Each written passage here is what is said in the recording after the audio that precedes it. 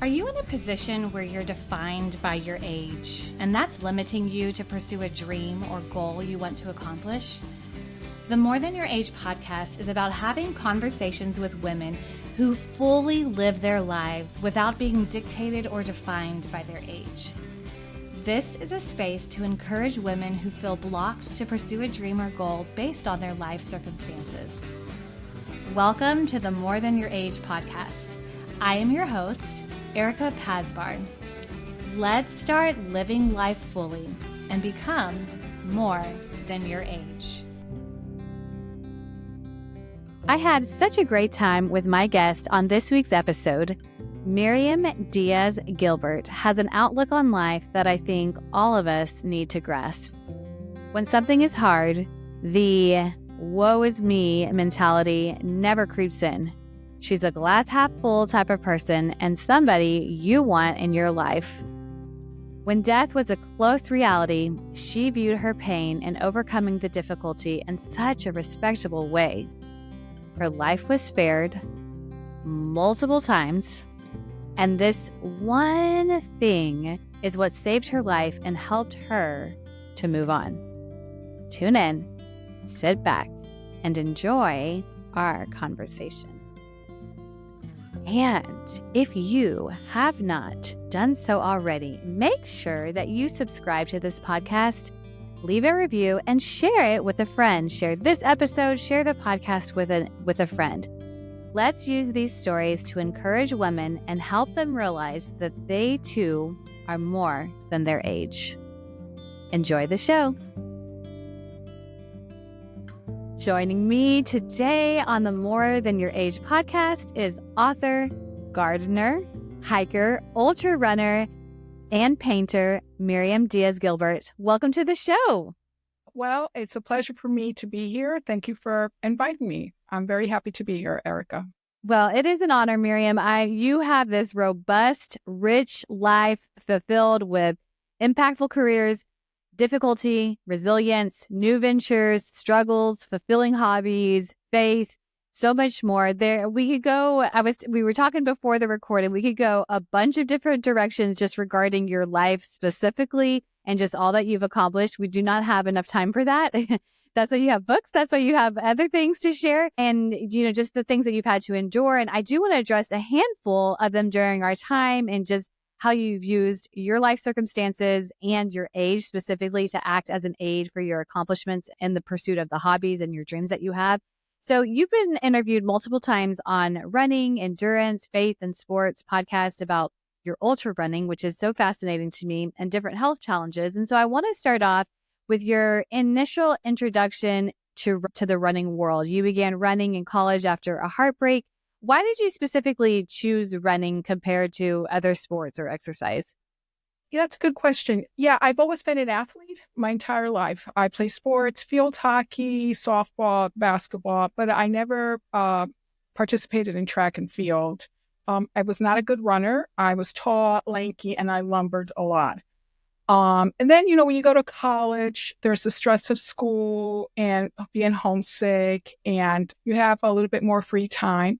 So when my heart was broken, I went for runs. Some people would do other things, maybe start drinking, smoking, using drugs, being promiscuous. I don't do any of those things. I run. And I found it extremely healing through the tears. It helped me to cope with the loss, with the breakup. And then I realized that I really enjoyed it. And it was good for my spiritual health, my mental health, my physical health.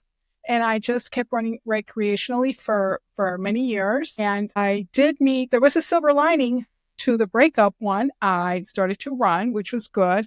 And two, my senior year, I met my husband in a history class. And so those were the two good things. And then my husband, John, and I started to run together. And he's a very good cyclist. So we would cycle together. And I continued running. It was like brushing my teeth, something that I would do almost every day. I graduated from college, I got my first job. I still ran. And when I was running up to the first trimester of the pregnancy with my firstborn, my daughter. Whoa. Yeah, I just kept running. And then I realized, wait a second, pregnant. I don't have to do whatever I don't want to do. And then I stopped running, and let me tell you, it was great for labor. I had natural childbirth, and I wanted natural childbirth. And when she was 2 years old, I ran my first 5K charity run. K is 3.1 miles. And that snowballed into more 5Ks, and 10Ks is 6.2 miles. And I was running half marathons. Then I was pregnant with my son 3.5 years later. And I trained as soon as he was born. I ran with him also the first trimester, pushing my daughter in the running stroller. And then I started training as soon as I gave birth to my son. My daughter's Jana, and my son is Sebastian. And when he was 6 months old, I ran my first half marathon. That's 13.1 miles. And I did a few more of those. And when my son was 2, I ran my first marathon. At the end of 13 miles, I wasn't tired. So what if I'm slow? Because I still want to go, And I ran a lot of those marathons. I ran, I believe, 9. I ran about 8 half marathons and 9 marathons. And after I ran my 9th marathon, during that time, I was having some workplace mistreatment experiences. It was not a good thing.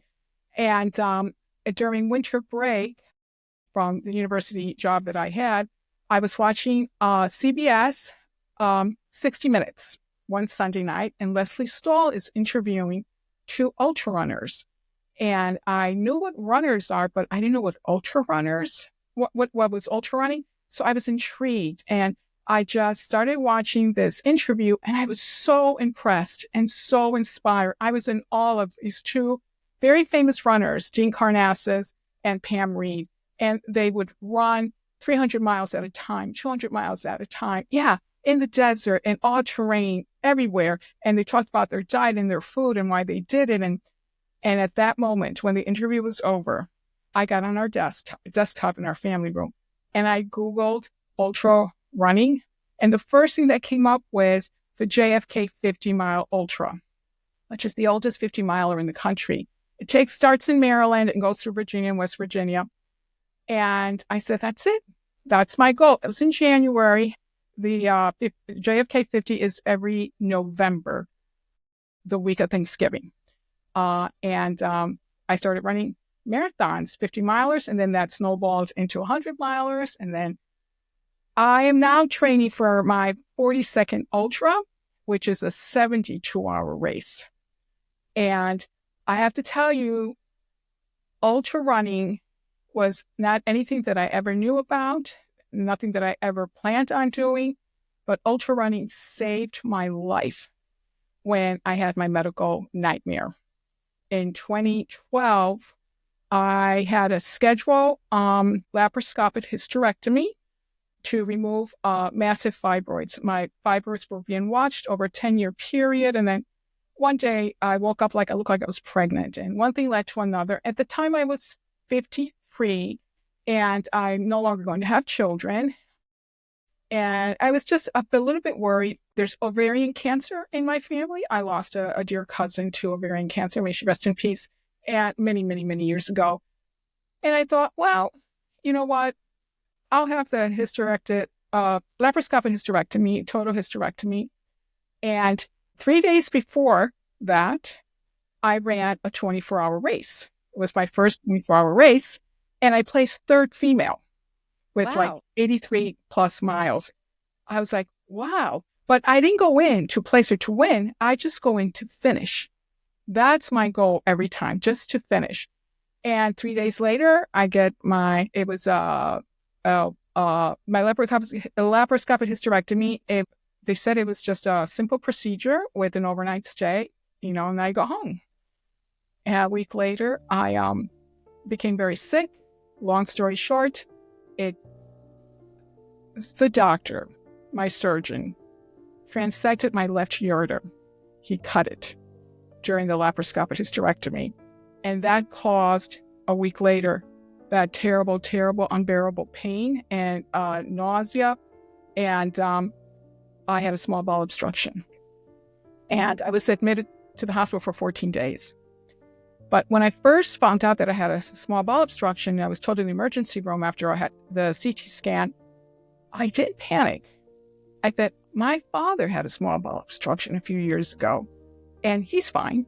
So I thought I must have inherited my father's digestive system. He has a small bowel obstruction. I have a small bowel obstruction. I had my appendix removed when I was 8. He had his removed when he was 62.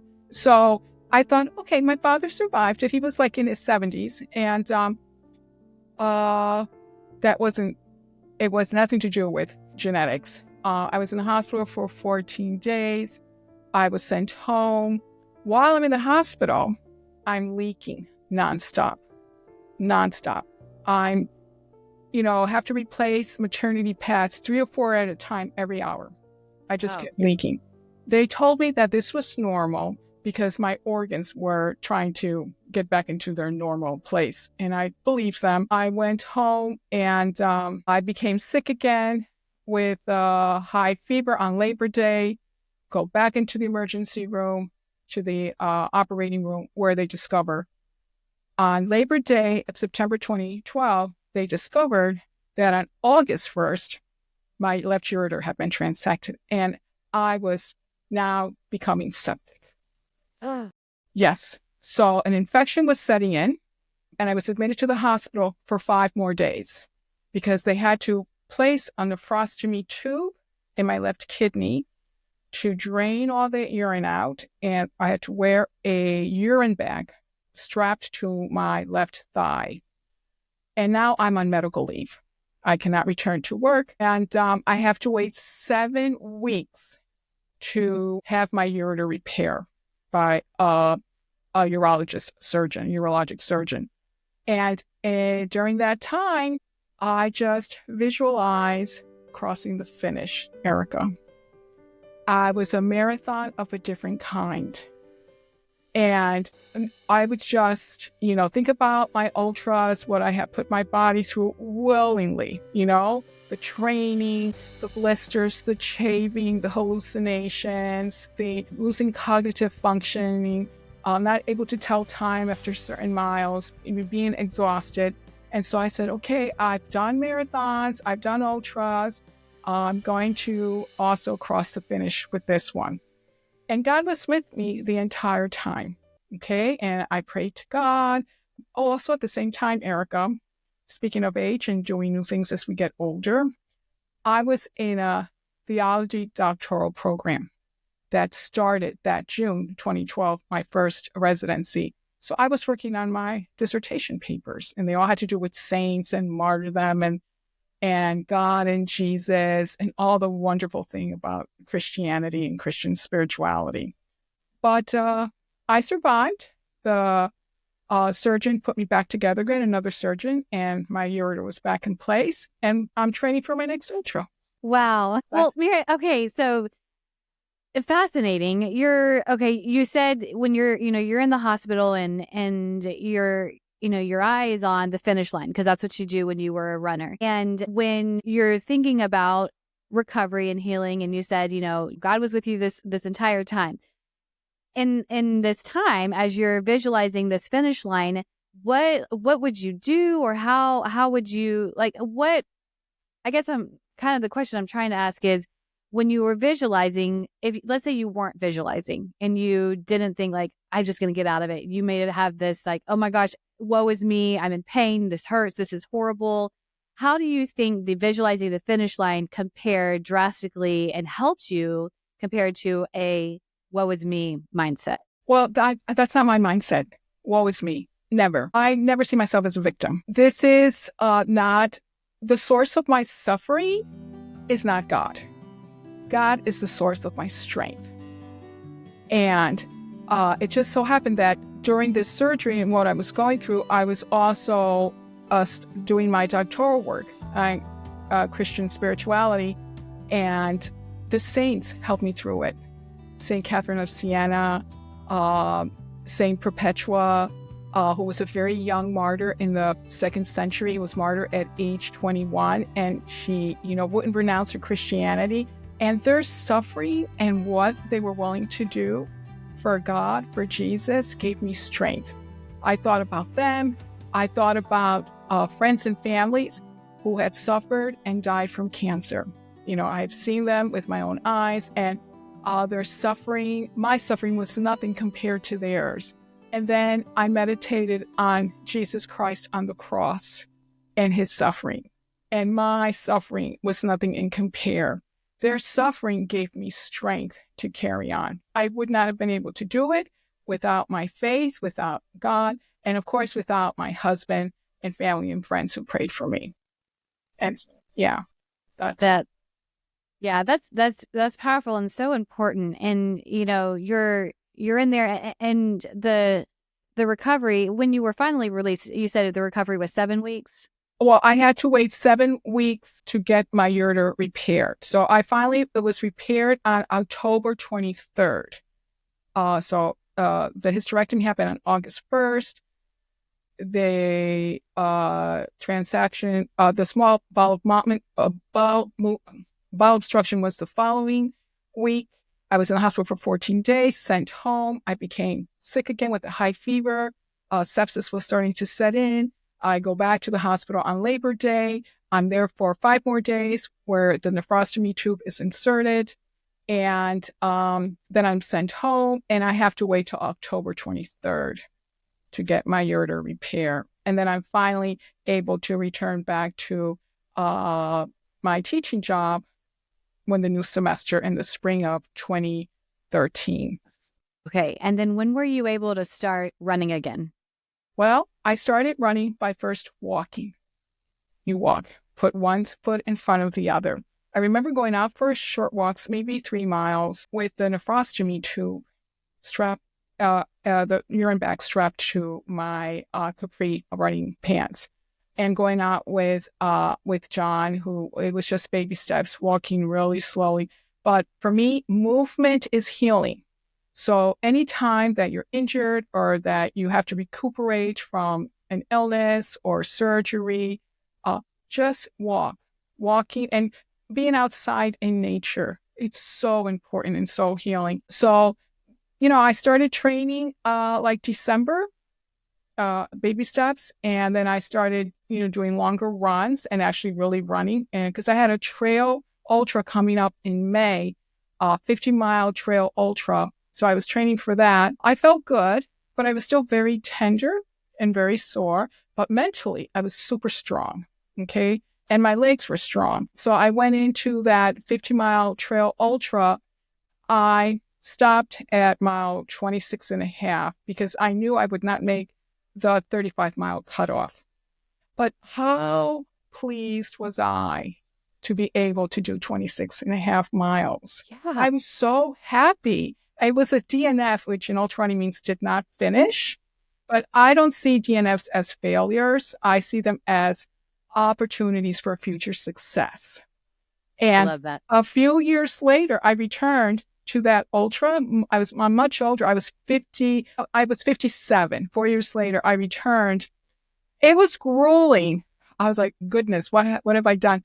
I enjoyed it, but I did walk the last 6 or 8 miles. But the whole time, I'm meditating on the saints and Jesus and God and Mary and the rosary. And I finished 3rd place in my age group. Winning. That's incredible. Yeah. I mean, so I just keep going because God is with me. I'm not alone. I can feel God's presence. I can talk to God. I can feel the saints. I can feel them cheering me on. And once again, I think about the suffering that they endure. My sore feet is nothing compared. And I still have time on the clock. A gift. Let me take advantage of it.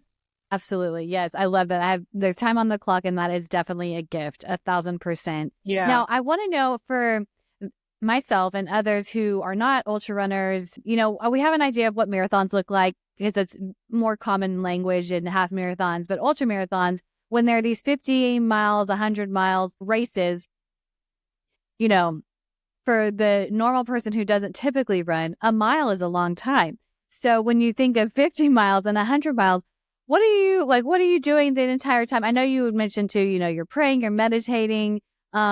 That's a lot of hours. And so what, are you talking to people? What does the restroom situation look like? Yeah. And food? Yeah. Well, okay. It's, 50 miles compared to a mile, but a 50 miler is just 1 mile 50 times. 100 mile is 1 mile 100 times.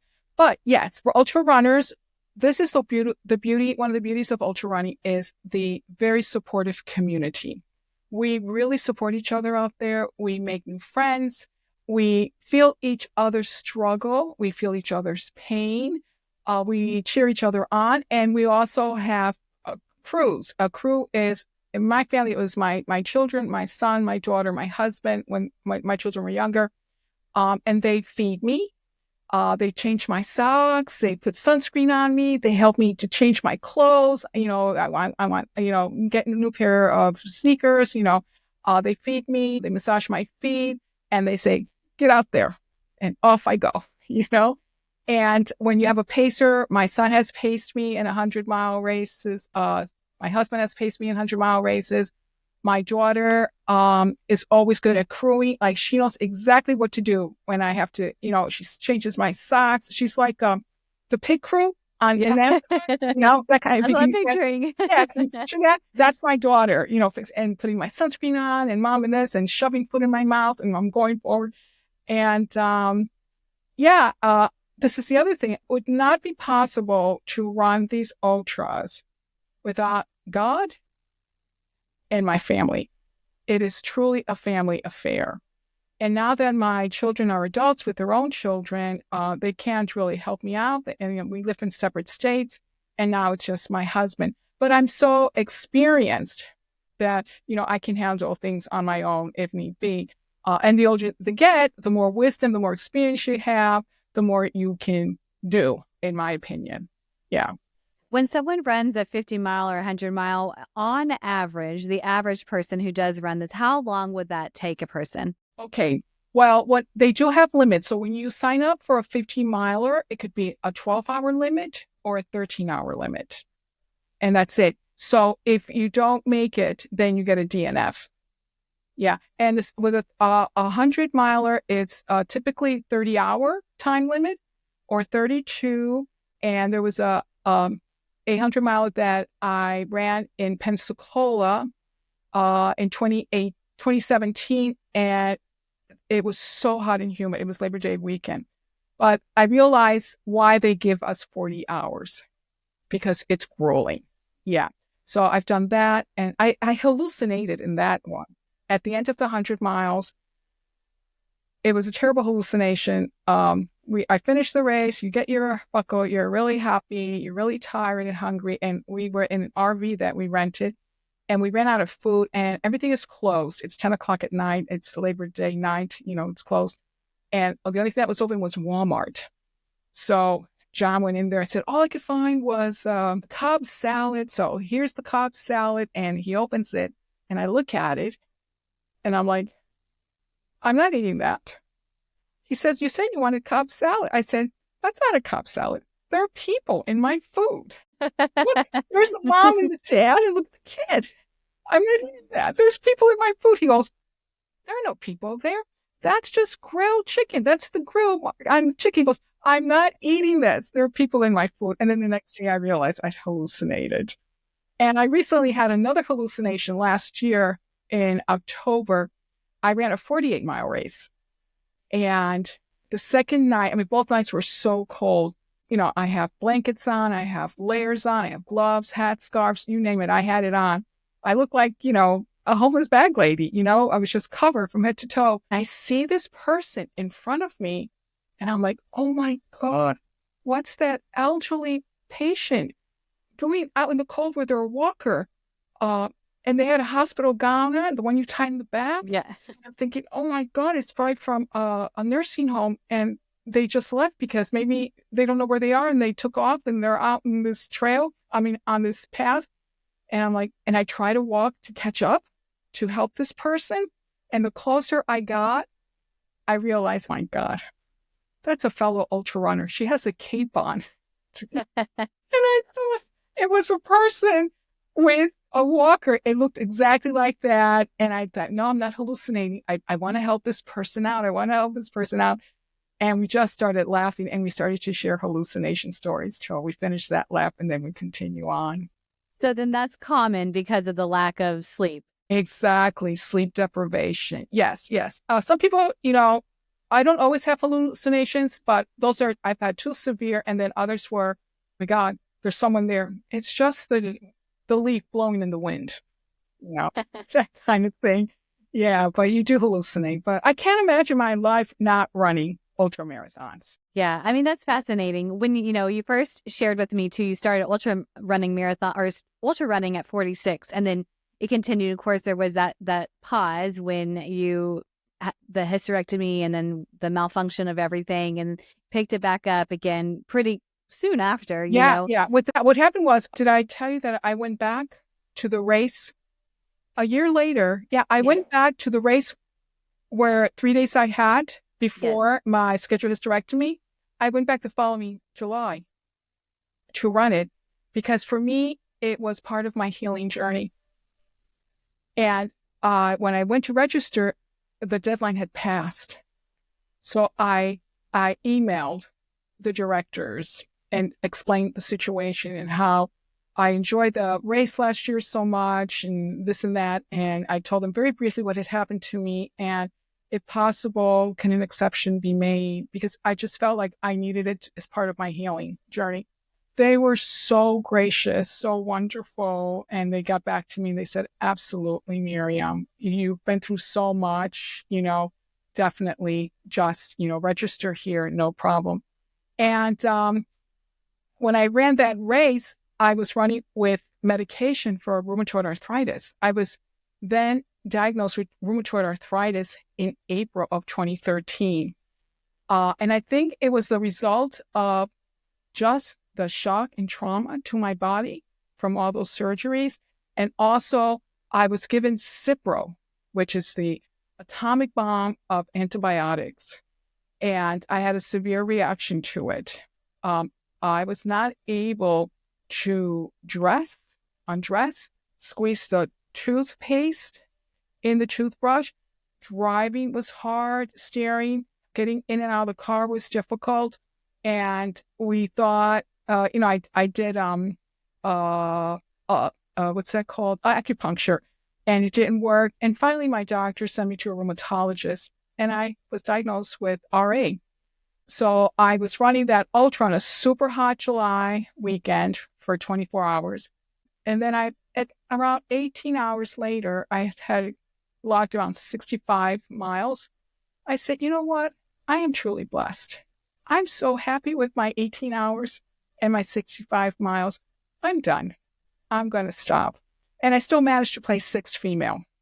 Well, so I was like really happy.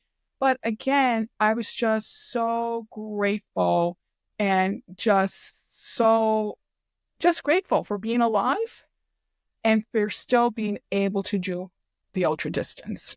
Yes, absolutely. I mean, just the fact with all of these health situations that have happened where you're continuing to run and multiple times where running for you has been a healing, it's been a therapy. Mm-hmm. And, I'd love to kind of to go back when you first initially started running, you said, I didn't chase alcohol, I didn't chase drugs, I didn't chase, whatever it may be. Yeah.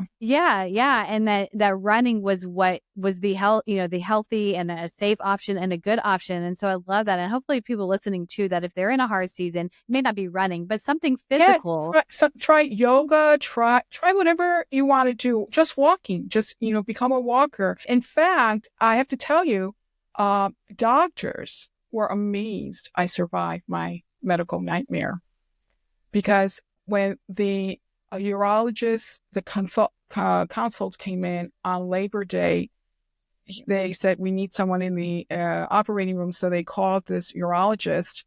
And he later told my husband and I that when he saw me on Labor Day, he thought I had had the hysterectomy the day before, not August 1st. He said, it was just amazing that you hadn't gotten septic sooner or worse. He was just, I mean, and the other doctors that cared for me were amazed. And they all said, you are in such good physical shape that you had a great immune system to help you fight the infection. But I didn't know that until much later because they kept things from me. And John knew it, but he told me much later. But see, I'm like, I had no idea I'm almost septic. I had no idea that I'm not supposed to be alive. No. I'm here. I'm breathing. I'm moving. Let's get this party started. Do you, just based on what you said, I'm thinking no, but I want to ask you anyway. Do you think that had they've told you the reality that you were more of the information that they withheld from you, that would have changed things? No, absolutely not. I said, okay, then I just have to pray harder. And I was so strong. And again, I just visualized the finish. It was definitely all my years of training, my years of discipline, training as a discipline, my commitment really prepared me for this medical nightmare.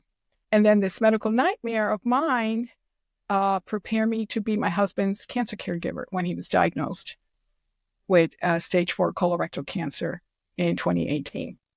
You dealt with so much with that with your husband, and he's a survivor as well, which is amazing. I want to also talk about and I might mispronounce this. You had another obstacle, many obstacles in your life. And I think there's something that you said that I love. I'm going to pull that up, what you said. To quote you, you stated that obstacles are not to be avoided, but to be overcome. Yes. Love that. And you've had so many obstacles. We've already talked about several. The hysterectomy, there's a B12 deficiency. You had a breast cancer diagnosis yourself, and then with your husband as well. But then there's this journey with Eosinophilic esophagitis. Thank you. Or EOE. EOE, and that's what I'm going to refer to it as. But I really want to discuss when this happened in your life. How did this initiate? And then what was happening to determine that there was another issue? Wow. Yeah, that was a 26-year-long journey. Whoa. Yes, that started in 1996 in May. My husband, my children, it's a May day. We're eating dinner outside our home in the patio, and a piece of meat. We were having rice and beans and pork, and food got stuck. And I thought I was choking, and they're like, what's wrong? And I'd never experienced that. We were there, we don't know what to do, but it resolved itself. The piece of food went down, but then I was wiped out for 3 hours. I went to sleep and I woke up 3 hours later. And then it kept happening, like food getting stuck. It would resolve itself. And when food would get stuck, I would bang on the dining room table or wherever I was. And that was a signal to my children and my husband. There's something wrong. Long story short, I went to a GI doctor who said, okay, well, I want you to avoid tomato sauce, no orange juice, no chocolate. Don't drink caffeine like Pepsi or coffee. I don't drink coffee. I used to drink Pepsi and no seltzer. And I want you to sleep with tons of pillows so that you reclined. And eventually, I need you to put 2 bricks underneath your bed. So the bed's at like this, okay? And we did that for 20 years. And I had all kinds of tests, video swallow, all kinds of stuff. And then I was told, well, we don't know what it is. So we're going to give you a proton pump inhibitor like Nexium or Prilosec. And that didn't help. And then I saw another doctor in a top hospital in this country who told me, you have eosinophilic esophagitis. We don't know what the cause is. It's very rare. And, take proton pump inhibitors. And I took them again. They didn't work. And I had a severe choking episode. I believe it was 2015 or I can't remember when it was. We were having dinner, Chinese food, and food got caught. It was the rice noodles with a little bit of egg and pork, and it wouldn't go up and wouldn't go down. It wouldn't come up.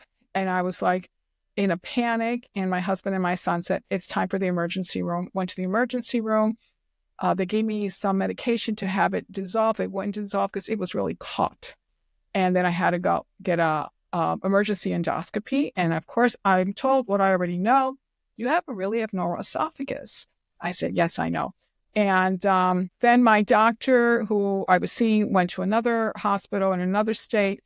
And then I went to my a new doctor where my husband was getting his cancer care, the best cancer care.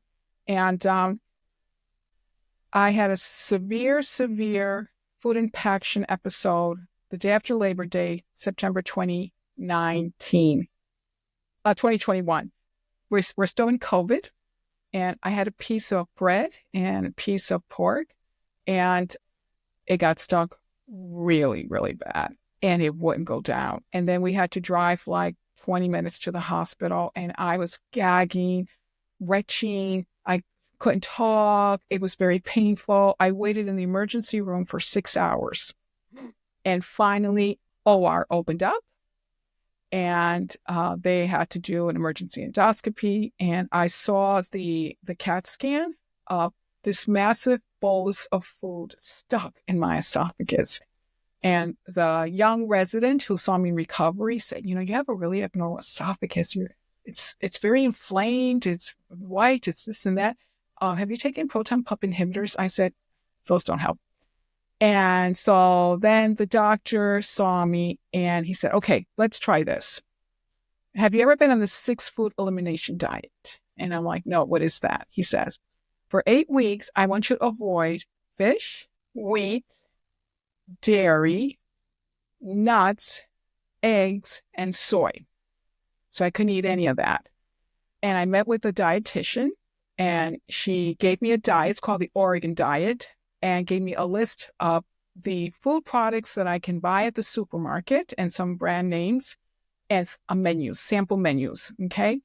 I could eat everything else, pork, fish, chicken, beef, corn, everything else, all kinds of fruits and vegetables, all kinds of whatever, food, a lot of chips, a lot of corn chips, potato chips, all of that.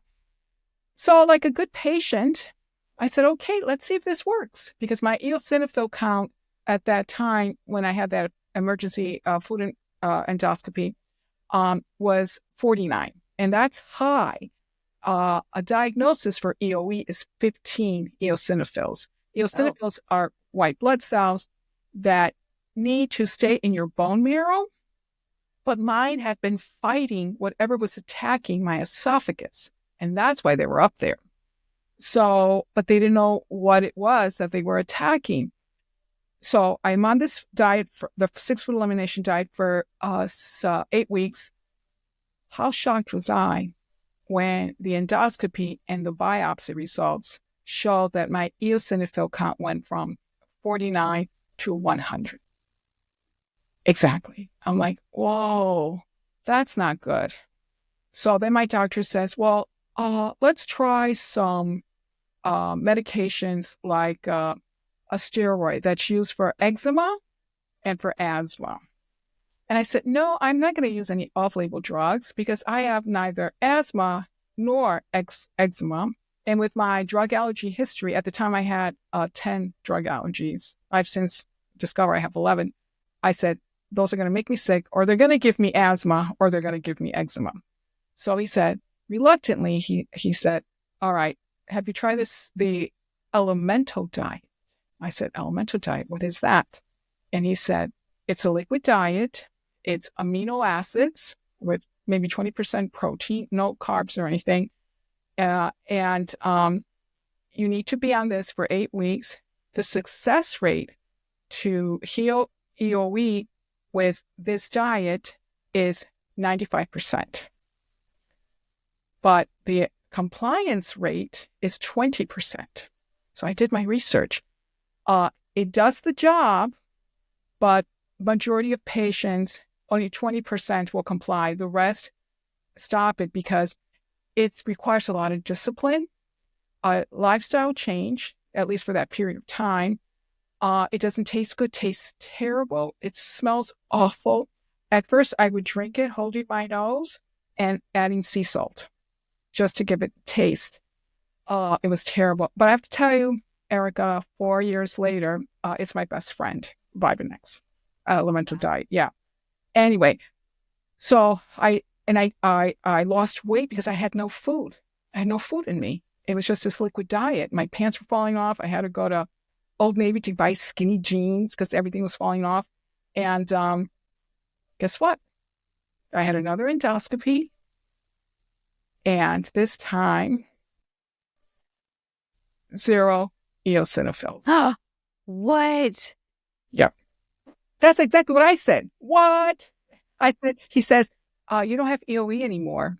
I said, oh my God, that's great. So, and then he says, not so fast. We have to find out what foods are the triggers. And of course, I can't be on this diet the rest of my life. I'll shrivel to nothing.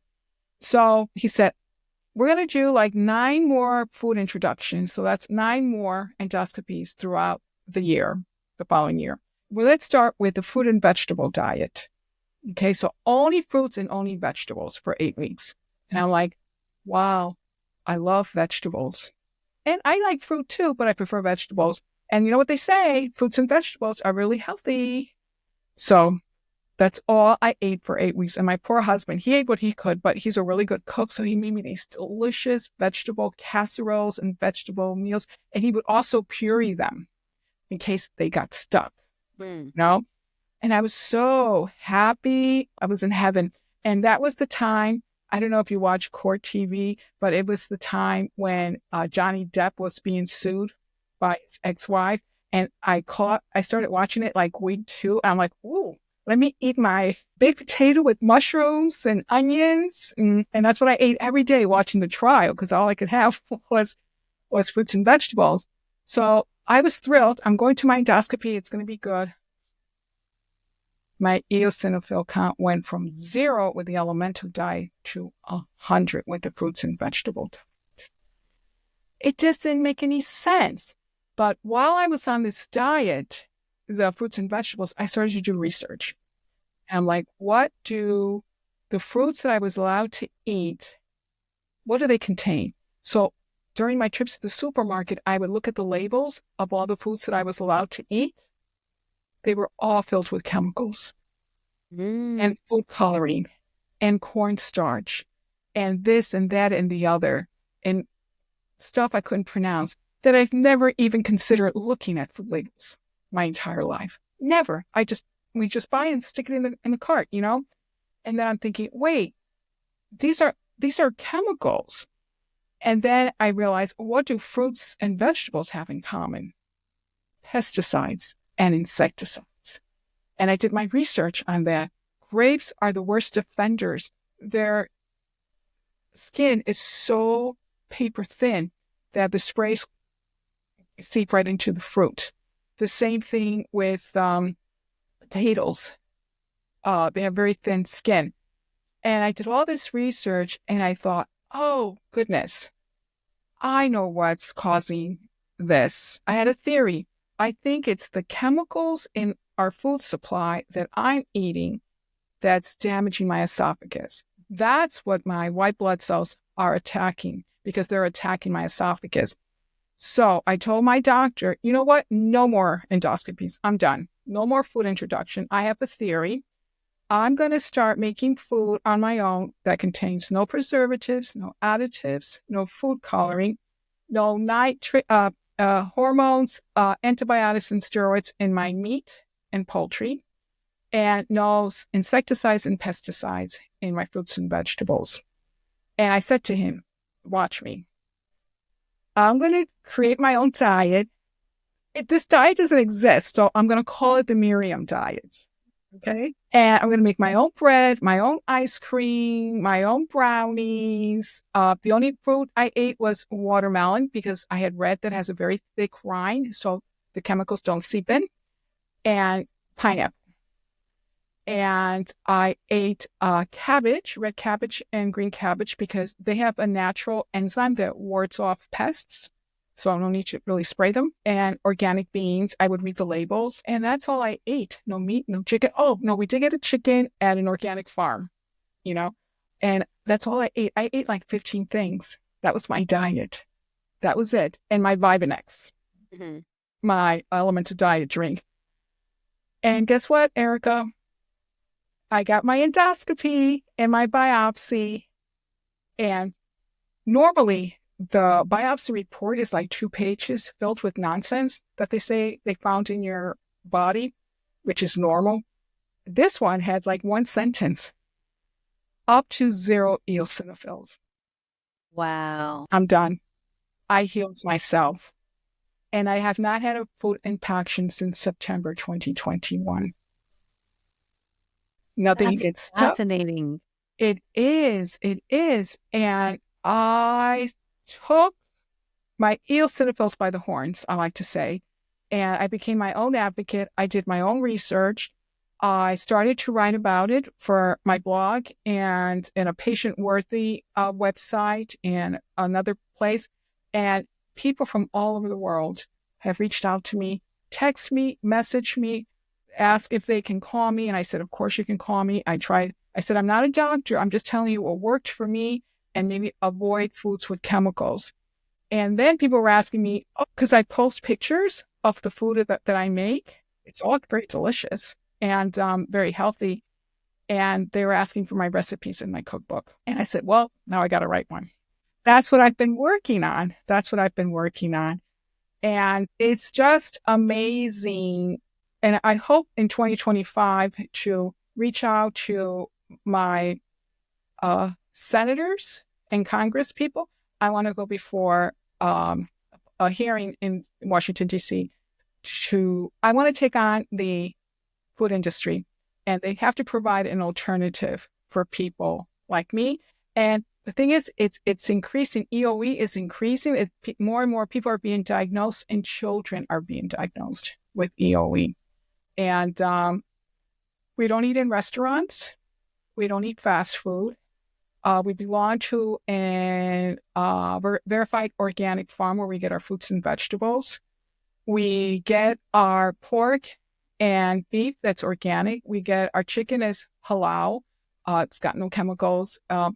And everything that we make is either verified organic. Be very careful with the word organic on food products. It's a term that's used as a marketing gimmick to get people to pay more. But just look at the label and you'll see some foods that say organic, and you look at the label and there's some chemicals. Like, there's so many products that are filled with chemicals. Almost everything in the supermarket is filled with chemicals. So we make our own food. When we travel, we prepare our food and we carry it with us. When we hike in the national parks, we have our little stove or we have the RV. And I seek organic farms wherever we travel. And I find them. Yeah. And it's worth it. Yeah. Man, I mean, I believe you 100%. Just even thinking of just the value of life that you were able to gain back. I mean, you're doing all these other things simultaneously. And when you said that this was a 26-year battle, I had no idea because I mean, we're talking about all the running. So you're doing all the running and there's your whole career that we haven't even, we're not going to get a chance to talk about today, but there's all that. And then you're here suffering with the food that you're eating and discovering that these chemicals and the way that things are processed. And I know you shared with me listening to one of the episodes where I had a guest who is a 2-time cancer survivor. And one of her big things was her diet as well and taking and getting rid of the chemicals as well. And so it's so huge. And I love that you are going to continue to fight for it. I'm going to see your name fighting. And I was like, oh, Miriam and I spoke. I know Miriam, go Miriam. That's great. So I just, based on what I'm hearing about you and learning about you, I 1,000% know that you're going to accomplish this and you're going to continue to fight that fight and working on this book. When do you know if it's going to come out? It's putting a cookbook together is a lot of work because, I take pictures of everything that my husband makes and everything that I bake. I'm the baker and he's like the chef, and then deciding how many recipes you should have in a cookbook. It's usually like 90 to 120, but I have everything outlined and desserts, and like one chapter is bagels, bread, and bread pudding, but everything is very healthy. And I want people with this cookbook to be creative with the foods that they make. I want people to experiment. And it's easy for me to say that this diet is wonderful and works for me because it's just me. I don't have children. but when you have children and they're in school and it's a lot of work to do this diet. Like just this weekend, it was my third grandchild's birthday party. And well, it was it was just the grandparents and the parents. And I prepared my own food from home and took it. And I did not have the ice cream cake. But I do make my own ice cream and it's delicious. Mm. Yeah. Next time I'm in Texas, I'll stop by and I'll make it so Please. ice cream. I'd love that. But yeah, so it's a complete lifestyle change. But the more you do it, the easier it is. We eat really well. We're never hungry. And the best part is I have 0 eosinophils and I haven't had one food impaction episode. Yeah. Yeah. So. That's huge. That's absolutely huge. Well, Miriam, I want to just share a little information just for the listeners because we didn't get a chance to talk fully. You mentioned you have a blog, you write. This is the book you're working on right now is your third book. You have your first book is English for Pharmacy, Writing, and Oral Communication. You stated that your students were the inspiration for your first book. I have 2 more questions. I want to ask this one question, then I'll ask my final question. How did they inspire you to write this book? Great question. Actually, I talk about that in my second book, my memoir, Come What May, I Want to Run, a memoir of the saving grace of ultra running in overwhelming times.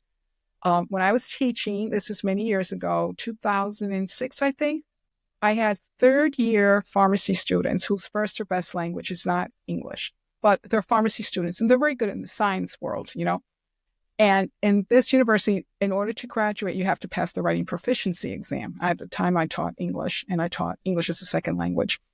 And I wrote on the board, you cannot BS your way through the writing proficiency exam.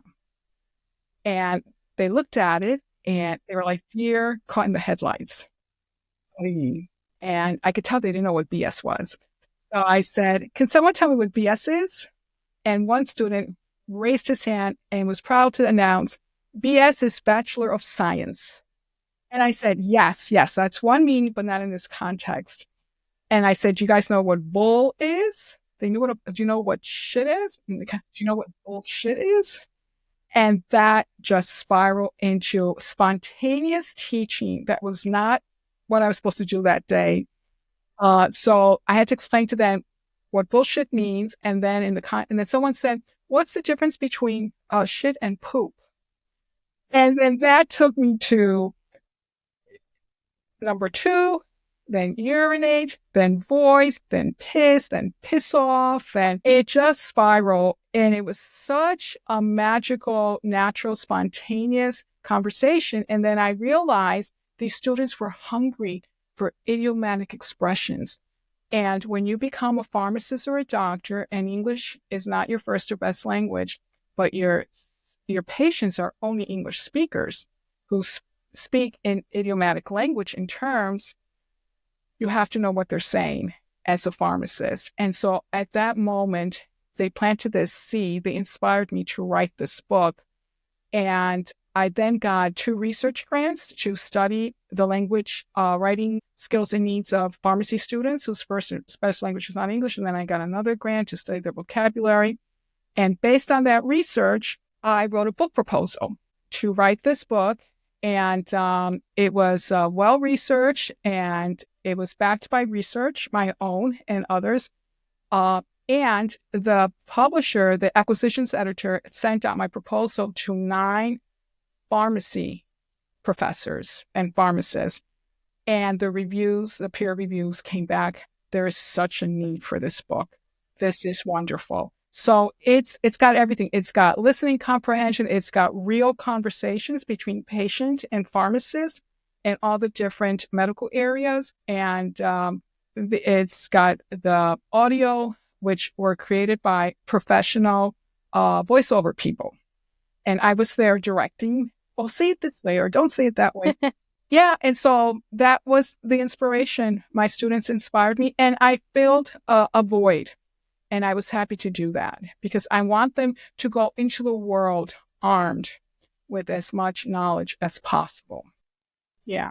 That's wonderful. You're such a great heart. I love it. And just your passion for life. You've done so much. And like I've already mentioned, we have not got into so much more that I would love to talk about and share. But one thing I do want to let everyone else know too, in 2021, Miriam decided that, something happened with work. And so Miriam decided she self-taught herself to paint. So now she's an artist, a painter, which, if you're just listening, it's just like, what can Miriam not do? Can't do a lot of things, trust me. But I love, you've tried just so many new things, different careers, new hobbies. You've overcome so many tough obstacles. You can really help another woman who just may be scared to jump into something that's super scary, because life, it can be scary. And if you have a victim mindset, or even just a life is hard mindset, there's shifts that we can make. But it's easy to use our age and the fear of getting older, or just the fear of a difficult life situation to prevent us from living a fulfilled life. And so, Miriam, if you could encourage just one woman who feels blocked or limited to pursue a dream or goal based on her age or life circumstance, what would you tell her? Well, first, embrace your age. Your age is a gift. Okay, whether you're in your 20s, 30s, 40s, 50s, 60s, and beyond. It's a gift. And whatever's going on in your life, whatever struggles, adversity, challenges, situations you're having, remember to always see the glass half full, overflowing with hope and possibilities. This is important. And continue to do the things that you love to do. And, there are times in life when there are situations that we can't control, but we know that we know we can control them by the way we respond to the situation, whether it's an adversity, a struggle, or suffering. Embrace the good, the bad, and the ugly. And that is life. Life is adversity, it's challenges, it's setbacks, and trauma, and loss, and struggles. But from those, we gain strength. So follow your dreams, and you may face rejection, but that's okay. A rejection is not failure. A rejection, like a DNF, did not finish, is just an opportunity for future success. So don't give up. And, the older you get, the crazier you can be. Yeah, really. And you can just do whatever you want. Like when I started painting, I didn't know what I was doing. I started painting because I lost my job to the pandemic, and then I realized, oh, wait a second. Many years ago, maybe now 20 years ago, John he said, I want to paint someday. And so I listened, and I got him canvases and paints and brushes for Christmas. He never touched stuff. Never.